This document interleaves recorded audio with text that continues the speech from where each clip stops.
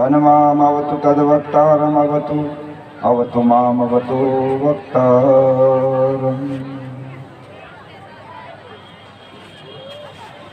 आर्य समाज के महान सेनानी, आर्य समाज के पुरोधा, हम सभी की श्रद्धा के केंद्र बिंदु श्रद्धेय आचार्य बलदेव जी की स्मृति में आयोजित आज के इस विशेष प्रेरणा सभा में आग्नेय वस्त्र धारण किए हुए मंच को सुशोभित करने वाले सभी मेरे पूज्य सन्यासी वृंद, श्वेत वस्त्रों में मंच पर विराजमान और मेरे सामने भी विराजमान आर्य समाज के समस्त विद्वत वर्ग,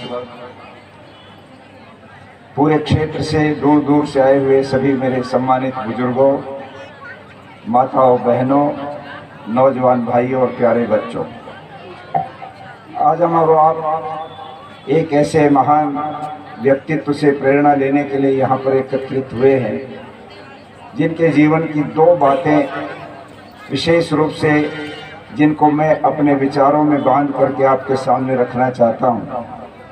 और वो दोनों बातें ऐसी हैं जिनसे हम और आप सब के सब लोग उन दो बातों से जुड़ सकते हैं।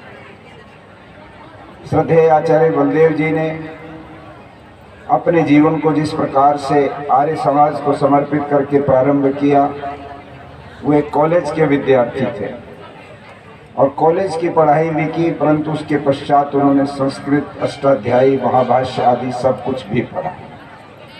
उनके जीवन का एक महत्वपूर्ण पक्ष ये है कि निर्माण का कार्य भी आर्य समाज के कार्य को आगे बढ़ाने के लिए आवश्यक है। ये कालवा की धरती जब बिल्कुल एक कमरा था, मैं उस समय इस गुरुकुल में आता था। पूज्य स्वामी इंद्रवेश जी महाराज के साथ मुझे कम से कम 5-6 बार यहाँ आने का अवसर मिला। तो आचार्य बलदेव जी उन दिनों निर्माण के कार्य के ऊपर अपनी पूरी शक्ति लगा रहे थे और उस निर्माण के कार्य में आर्य समाज को और इस देश को उन्होंने बहुत बड़े बड़े व्यक्तित्व निकाल करके दिए। उनको उन्होंने पढ़ाया ही नहीं बल्कि उनको तपाया और उनको तैयार किया इस देश के अंदर वैदिक सिद्धांतों के प्रचार और प्रसार के लिए। आज पूरे देश और दुनिया में उन्हीं के शिष्यों ने वैदिक विचारधारा को बहुत दूर दूर तक प्रचारित और प्रसारित किया है। ये एक बहुत बड़ा महत्वपूर्ण कार्य जो उनका है, आज वो अधूरा है। मुझे बहुत प्रसन्नता हुई यहाँ आने के बाद। मैं आभारी हूँ हमारे बहुत ही तपस्वी नौजवान ब्रह्मचारी अग्निदेव जी का और हमारे इस गुरुकुल के आचार्य, हमारे बहुत ही सम्मानित श्रद्धेय आचार्य राजेंद्र जी का, कि उन्होंने यहाँ पहली बार मुझे मंच के समक्ष और इधर उधर घूमते हुए इस श्वेत वस्त्रों में ब्रह्मचारी लोग इतनी संख्या में दिखाए।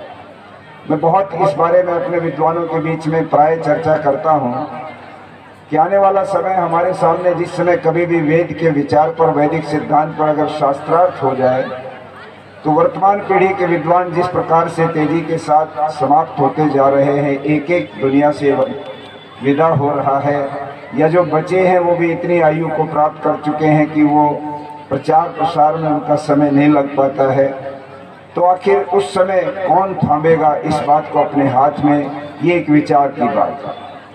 अभी मैं लगभग 20-25 दिन पहले रोजड़ गया। स्वामी सत्यपति जी महाराज का स्वास्थ्य खराब था, उनके दाएं पैर में फ्रैक्चर हो गया था। वो लगभग 20 दिन हॉस्पिटल रह कर के अहमदाबाद में फिर अपने वापस आश्रम में लौटे थे।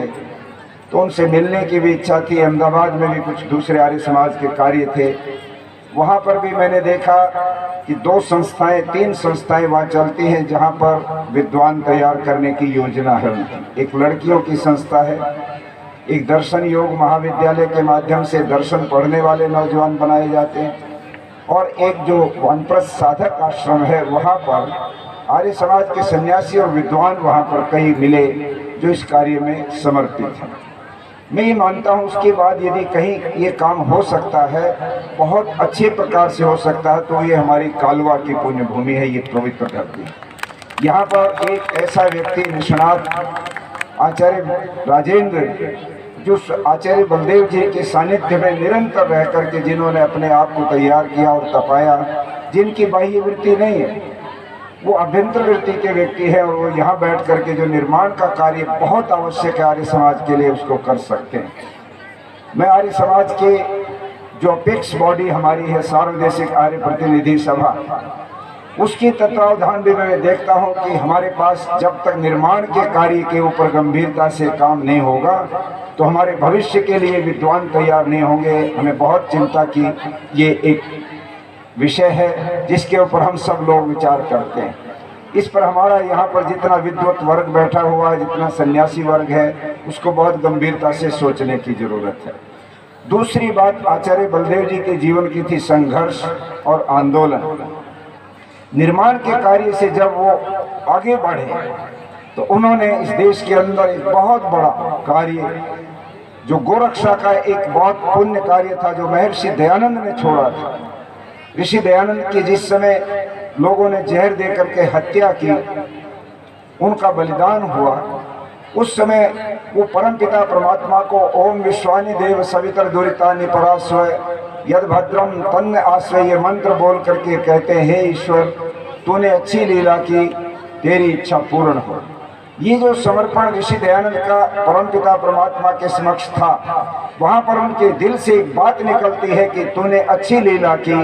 और वो लीला थी कि उनका जो एजेंडा था, उनका जो कार्य था, एक बहुत बड़ी सूची ऋषि दयानंद के कार्यों की थी जिसको वो पूरा करना चाहते थे, वो बीच में छूट गया। और उन कामों में सबसे बड़ा काम था विक्टोरिया, जो इंग्लैंड की महारानी थी, जिसके अधीन हमारे देश के ऊपर अंग्रेज राज्य करते थे, उसको 1 करोड़ लोगों के हस्ताक्षर करा करके गोरक्षा के लिए, गोहत्या पर पाबंदी लगवाने के लिए स्वामी दयानंद जी कृत संकल्प थे। स्वामी दयानंद जी बेटियों को और माताओं बहनों को पढ़ाई में बराबर का अधिकार दिलाने के लिए कृत संकल्प थे। इनको यज्ञ करने कराने का अधिकार दिलाने के लिए कृत संकल्प थे। इनको जिस प्रकार से ज्ञान से दूर धकेल दिया गया था, अर्थात स्त्रियां नहीं पढ़ सकती, इस बात को तोड़ करके वैदिक मान्यता को यथे मां वाचम कल्याणी मां वदानी जनेभ्य, इस मंत्र के सूक्त को सिद्ध करना चाहते थे। इसलिए ऋषि दयानंद ने परमात्मा के सामने एक प्रकार से इस बात को अपना शिकवा किया, एक शिकायत की कि तूने अच्छी लीला रची, बहुत काम करना बाकी रह गया। 59 साल की आयु कितनी आयु होती है? उस काम को आचार्य बलदेव जी ने अपने हाथ में लिया। और मैं ये कह सकता हूँ कि आज दड़ोली की जो गौशाला है, वो कम से कम हरियाणा के अंदर तो ऐसी गौशाला वो बना करके गए हैं जो एक प्रकार से एक एग्जाम्पल बन सकती है, उदाहरण बन सकती है। मैं ये कहना चाहता हूँ, आज हमारे और सबके सामने एक विषय है। हमारे स्वामी सुखवाईनाथ जी ने और स्वामी संपूर्णानंद जी ने एक बात कही, और उस बात को मैं समेटते हुए ये कहना चाहता हूँ, आज आर्य समाज की बहुत ज़्यादा जरूरत है इस देश को, क्योंकि इस देश के अंदर एक सांस्कृतिक प्रदूषण बहुत ही मजबूती के साथ बड़ी बड़ी ताकतें कर रही है। आज चाहे टेलीविजन का पर्दा हो, चाहे ये एंड्रॉयड टेलीफोन का पर्दा हो, आप देखेंगे टेलीफोन खोलो तो गूगल सॉफ्टवेयर के ऊपर जाने के बाद वहाँ से आपको क्या मिलेगा? छोटे छोटे बच्चों की पोर्नोग्राफी मिलेगी। वहाँ पर इतने अश्लील चित्र देखने के लिए हमको मजबूर होना पड़ता है। हम चाहें तो भी वो नहीं हटता, उसको हम अलग कर दें, ना देखें तो अलग बात है, नहीं तो वो जबरदस्ती लोग उसको दिखाते हैं और उसका कोई विकल्प दिखाई नहीं देता। एक सांस्कृतिक प्रदूषण हो रहा है। सारे बच्चे, सारे नौजवान आज उसके घेरे में हैं। चरित्रहीनता की आंधी आई हुई है और इसके मुकाबला करने के लिए चाहे लॉर्ड मैकाले की शिक्षा प्रणाली को दोषी करो, चाहे राज्य की शासन व्यवस्था को दोषी बताओ, मैं ये कहना चाहता हूँ आर्य समाज का गौरवपूर्ण इतिहास आज हमको एक प्रेरणा देता है। आर्य समाज जब भी देश के अंदर ताकतवर बना है, उस समय आर्य समाज कहीं ना कहीं किसी मोर्चे पर संघर्ष का झंडा लेकर के खड़ा हुआ दिखाई देता है। राष्ट्रीय आंदोलन में आर्य समाज के लोगों ने सिर पे कफन बांध करके इस देश को आजाद कराने का काम किया था। श्याम जी कृष्ण वर्मा, भाई परमानंद, लाला लाजपत राय, शहीद आजम सरदार भगत सिंह, राम प्रसाद बिस्मिल, अशफाक उल्लाह खान, चंद्रशेखर आजाद और अनेक सारे क्रांतिकारी ये आर्य समाज की भट्टी से निकले और इन्होंने अंग्रेज को यहाँ से जाने के लिए मजबूर किया। मैं ये कहना चाहता हूँ, ये आंदोलन की परंपरा कोई आज की नहीं है। ये आंदोलन की परंपरा तभी की है जब 1939 के अंदर निजाम के अत्याचार हैदराबाद की जनता पर होते थे और उनके रजाकार जिनको मुस्लिम स्वयं सेवक कहा जाता है, वे आकर के लोगों को गोलियों से मार देते थे, उनके ऊपर जुल्म करते थे। तब वहां पर कोई पार्टी नहीं थी, बल्कि आर्य समाज खड़ा हुआ और उस आर्य समाज ने निजाम के दांत खट्टे किए। 12,500 सत्याग्रही, पूरे उत्तर भारत से 7,500 सत्याग्रही वहां की जेलों में चले गए। सोलापुर, काजीपेट, वरंगल, हैदराबाद की और इस तरह से कोल्हापुर की जेलें भर गई और निजाम को वापस हटना पड़ा। उस निजाम के ऊपर भी गंगाराम जैसे इस प्रकार के क्रांतिकारी थे, विनायक राव थे, जिन्होंने बम लेकर के उस निजाम के ऊपर फेंकने के लिए 7 लोगों ने क्रांतिकारी दल भी बनाया और उन्होंने अपनी शहादत दे करके इस बात को सिद्ध किया। उनको फांसी की सजा हुई, किंतु इस बीच में देश आजाद हो गया, हैदराबाद भी आजाद हो गया और सरदार पटेल ने हैदराबाद के निजाम का जो मैदान था, बहुत विशाल मैदान जहाँ लगभग 5 लाख लोग इकट्ठे थे आजादी का जश्न मनाने के लिए, वहां पर हमारे उन आर्य वीरों को जेल से बुलवा करके सरदार पटेल ने उन भरी सभा में उनको सम्मानित भी किया और उनको फांसी से मुक्त भी किया। आर्य समाज का ये इतिहास आज हमको ये कहता है हम क्यों सोए हुए हैं। हिंदी आंदोलन हो, गोरक्षा आंदोलन हो, शराबबंदी आंदोलन हो और कितने बड़े से बड़े आंदोलन हो, और फिर रामपाल जैसे व्यक्ति पाखंडी के खिलाफ, चाहे राम रहीम जैसे पाखंडी के खिलाफ इसी हरियाणा की धरती पर आचार्य बलदेव जी के नेतृत्व में इतने बड़े जुझारू आंदोलन रहे हों, वो आंदोलन इस बात का प्रतीक है कि आर्य समाज, जब भी समाज के अंदर कोई संकट आता है, जब भी आर्य समाज के ऊपर कोई विपत्ति आती है, कोई गलत चीज सामने आती है, आर्य समाज आंदोलन की भूमिका लेकर के खड़ा हो जाता है। इसलिए एक विचार के लिए मैं बिंदु दे के जाना चाहता हूं, और वो ये है, यदि आचार्य बलदेव जी को हम स्मरण करने के लिए एकत्रित हैं और उनसे प्रेरणा लेना चाहते हैं, तो 2 मोर्चों के ऊपर काम करना जरूरी है। एक मोर्चा है निर्माण का, इस राष्ट्र के पुनर्निर्माण के लिए वैदिक विद्वान चाहिए और उनका काम हमारे गुरुकुलों के अंदर हमारे आचार्य लोग संभालें, और दूसरा काम है इस देश के अंदर आंदोलन करने की जरूरत है। आज नशा शराब घर घर में फैल गई है, आज यहाँ पर जातिवाद का जहर भयंकर रूप ले रहा है, उसके नाम पर राजनीति की जाती है और सांप्रदायिकता एक सांप की तरह से इस देश के अंदर तोड़ देने का काम करने जा रही है। और इस तरह से भ्रष्टाचार को ले लो, महिलाओं के उत्पीड़न को ले लो, आप यहाँ पर शोषण को ले लो, गरीब और अमीर की खाई जमीन और आकाश की जितनी चौड़ाई है इतनी हो चुकी है। किसान लुट रहा है, गरीब आदमी पिस रहा है, नौजवान बेरोजगार है, कौन बोलेगा इसके खिलाफ। इसलिए मैं कहना चाहता हूं, प्रजातंत्र में 2 ताकतें होती हैं, एक होती है राज्य की ताकत और एक होती है लोगों की ताकत, लोक शक्ति और राज शक्ति। हम लोग राज शक्ति में आज नहीं, किंतु हम लोक शक्ति को संगठित कर सकते हैं, लोगों को इकट्ठा करके उनको ऑर्गेनाइज कर सकते हैं, उनको संगठित कर सकते हैं और लोगों के बल पर राज्य के शक्ति को हम अपनी मांगों के लिए, अपनी बातों के लिए मजबूर कर सकते हैं। तभी ये होगा कि जब वेद पढ़ाया जाएगा तो वो महर्षि दयानंद का भाष्य पढ़ाया जाएगा। आज मुझे कहते हैं ये बड़ा कष्ट है कि 1962 से 61 से गुरुकुल कांगड़ी चल रहा है, आज भी वहाँ पर वेद का जो भाष्य है वो सायण का पढ़ाया जाता है, वहाँ पर वेद का महर्षि दयानंद का भाष्य नहीं पढ़ाया जाता। कल मैंने खबर पढ़ी है कि बनारस हिंदू विश्वविद्यालय उसने एक वैदिक ज्ञान विज्ञान का एक अलग से डिपार्टमेंट बनाया, उसके लिए एसोसिएट प्रोफेसर की अपीलें निकाल दी। कैसा होगा वो वेद, किसका होगा वो भाष्य, वहाँ पर ये योजनाएं बन रही हैं। और जो लोग आज भी शिक्षा प्रणाली बना रहे हैं, मैं आपके सामने बहुत स्पष्ट रूप से ये कहना चाहता हूँ, वो कहीं वो वेद का भाष्य या वो वैदिक परंपराएं लाने वाले नहीं हैं जिनके लिए हम और आप इतनी ताकत लगा रहे हैं।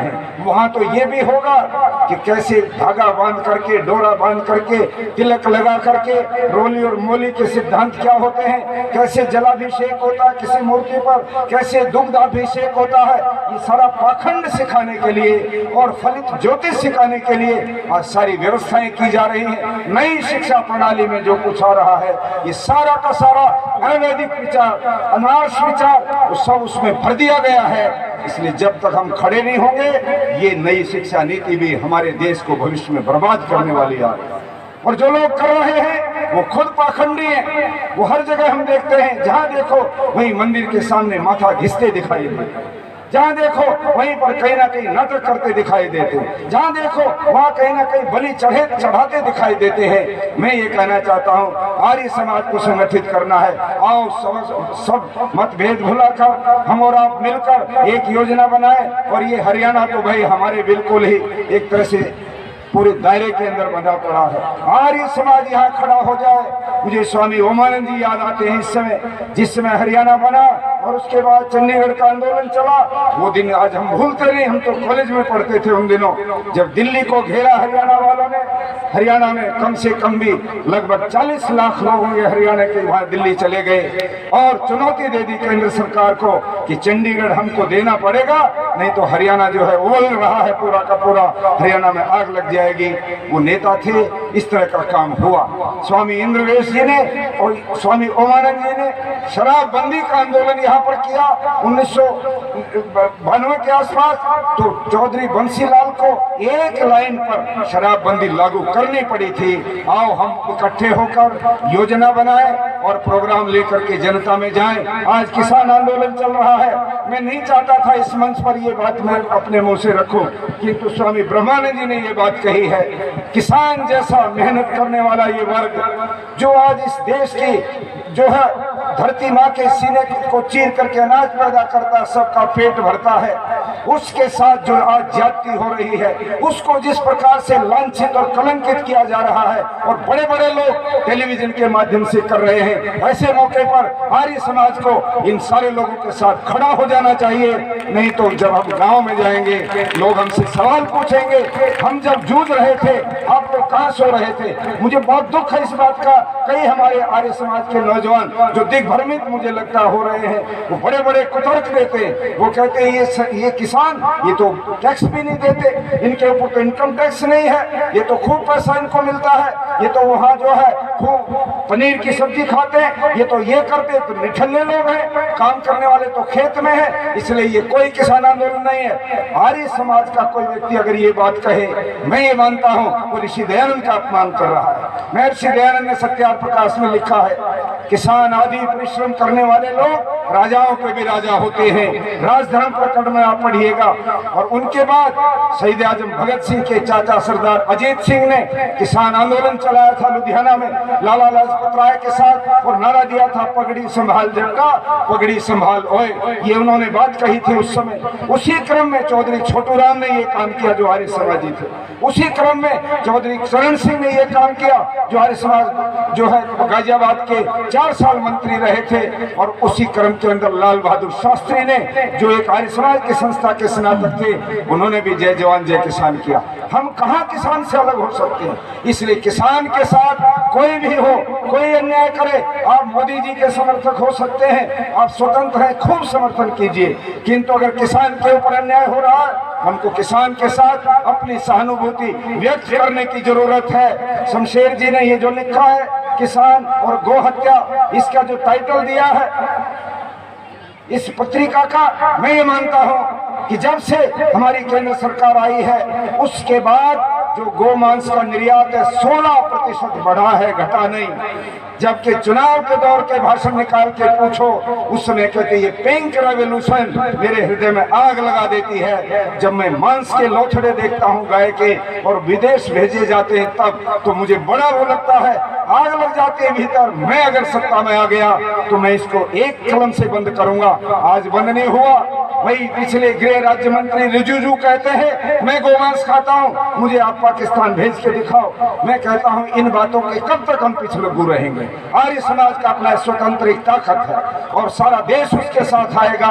राष्ट्रीय मुद्दों पर हम किसी के साथ समझौता नहीं करेंगे। कोई खालिस्तानी हो, कोई और कोई उग्रवादी हो, कोई नक्सलवादी हो, इन सब के खिलाफ आर्य समाज हमेशा लड़ता आया है। किंतु देश के किसानों के साथ अन्याय हो, वहां पर मैं चाहता हूं हम और आप सब मिलकर उनके साथ सहानुभूति व्यक्त करें और जितना सहयोग दे सकते उतना दें। इन शब्दों के साथ आर्य समाज को शक्तिशाली बनाने के लिए आचार्य बलदेव जी को 2 श्रद्धांजलियां होंगी। एक, निर्माण के कार्य को और अधिक मजबूत किया जाए, हमारे गुरुकुलों को और अधिक धन जितना साधन चाहिए वो दिया जाए, और दूसरा आंदोलन की भूमिका हमारे आर्य सन्यासी आर्य लोग बनाए। इन शब्दों के साथ बहुत बहुत धन्यवाद। सबको सादर नमस्कार।